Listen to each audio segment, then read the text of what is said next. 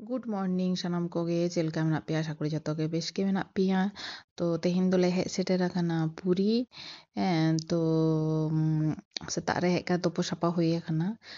are दोमे जोर के रेंगे काना ओनाते लगो लगो ले तुपोइना कारण मिद धाव जुदि जम ले जा ओना खना हेज बांग सानावा हा दोमे टायर्ड बुझो जेहेतु नाइट जार्नी काना से तो ओनाते आर बेसी दिन बाले ताहेना ओनाते ले भाबी जे मिद दिन हो बाबन मिसा माने टाइम बाबन वेस्टा से भागे ठीक बन दाड़ाना तो चलो तब नितो जतो को तैयार सात आकाना नितो ले चा जम ऐसे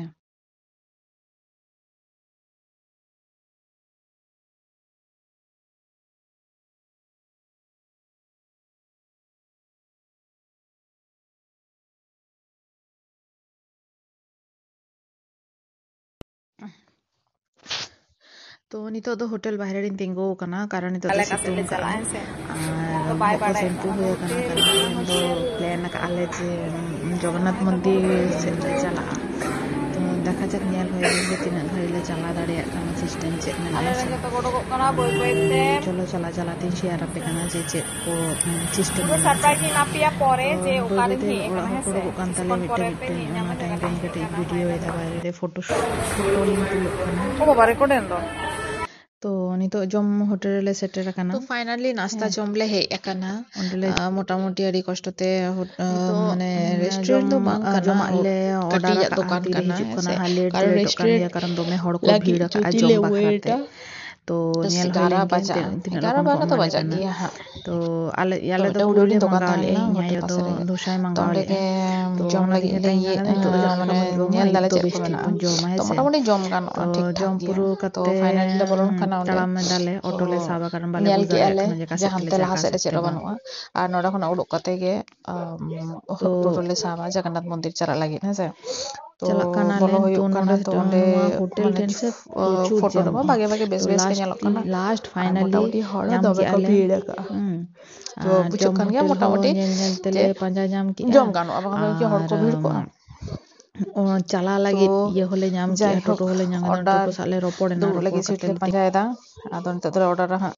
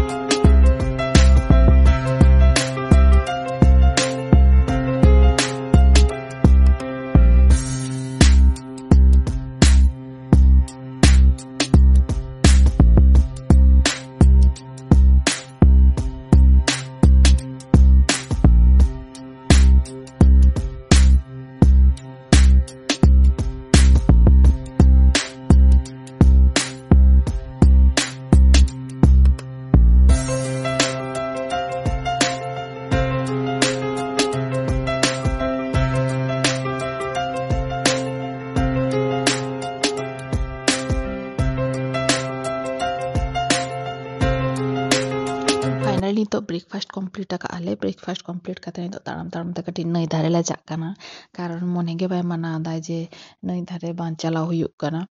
जे कटी रे हबन नई दो बांग सॉरी एक्जेक्टली जे दरिया वन कटी बन दर्शन को लेके से ओकोय तो दरिया ठेन बान चला बुझो को ढेउ ढेउ नेल ओना दा रे खेल जतो गे भाई को बुझवा कटी खन हाड़ाम धाबी हेसे तो चलो तबे आने चला कानले बिटी दमे उनी तो दा रे खेले कुसी ना बाखराते पुरो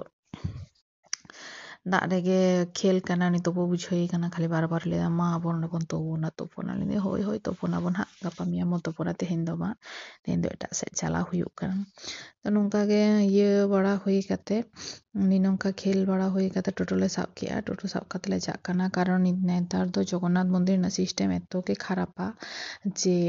आडी सांगी खना ताड़ाम हुयुक काना आडी सांगे रे टोटो वाला को आड़गो टोकाले काना और मोटामुटी आधा 1 किलोमीटर ले मोटामुटी ताड़ाम हुयुक कान गया तो आले मा ताड़ाम ठीक है यहाँ के कटी लंगा आए हाँ तो जाई होक ताड़ाम तले सेटर की चलाव नाले কিন্তু ᱵᱷᱤᱛᱤᱨ ᱵᱟᱞᱮ ᱵᱚᱞᱚ ᱫᱟᱲᱮᱭᱟᱫᱟ ᱵᱷᱤᱛᱤᱨ ᱨᱮᱱᱟᱜ ᱥᱤᱥᱴᱮᱢ ᱟᱹᱰᱤ ᱠᱤᱪᱷᱩ ᱯᱷᱳᱱ ᱤᱫᱤ ᱵᱟᱝ ᱜᱟᱱᱚᱜᱼᱟ ᱦᱟᱱᱟ ᱤᱫᱤ ᱵᱟᱝ ᱜᱟᱱᱚᱜᱼᱟ ᱱᱚᱣᱟ ᱤᱫᱤ ᱵᱟᱝ ᱜᱟᱱᱚᱜᱼᱟ ᱛᱚ ᱚᱱᱟ ᱛᱮᱞᱮ ᱰᱤᱥᱟᱭᱤᱰ ᱠᱮᱜᱼᱟ ᱮᱴᱟᱜ ᱫᱤᱱ ᱞᱮ ᱦᱤᱡᱩᱜᱼᱟ ᱛᱚ ᱪᱚᱞᱚ ᱛᱚᱵᱮ ᱚᱠᱚᱭ ᱚᱠᱚᱭ ᱱᱚᱣᱟ ᱵᱷᱤᱰᱤᱭᱳ ᱯᱮ ᱠᱩᱥᱤᱭᱟᱫᱟ ᱱᱚᱣᱟ ᱢᱤᱱᱤ ᱵᱞᱚᱜ ᱯᱮ ᱠᱩᱥᱤᱭᱟᱫᱟ ᱞᱟইᱠ ᱯᱮ ᱠᱚᱢᱮন্ট ᱯᱮ শেয়ার ᱯᱮ ᱦᱮᱸᱥᱮ ᱟᱨ ᱡᱷᱚᱛᱚ ᱜᱮ ᱱᱟᱯᱟᱭ ᱛᱮ ᱛᱟᱦᱮᱱ ᱯᱮ ᱟᱨ ᱟᱨᱚᱧ শেয়ার ᱟᱯᱮ ᱤᱧᱟᱹᱜ ᱱᱮক্ᱥᱴ ᱢᱤᱱᱤ ᱵᱞᱚᱜ ᱦᱮᱸᱥᱮ ᱡᱚᱦᱟᱨ ᱜᱮ ᱥᱟᱱᱟᱢ ᱠᱚᱜᱮ ᱟᱨ ᱪᱚᱞᱚ ᱱᱟᱯᱟᱭ ᱛᱮ ᱛᱟᱦᱮᱱ ᱛᱟᱵᱚᱱ ᱯᱮ ᱦᱮᱸᱥᱮ ᱛᱚᱵᱮ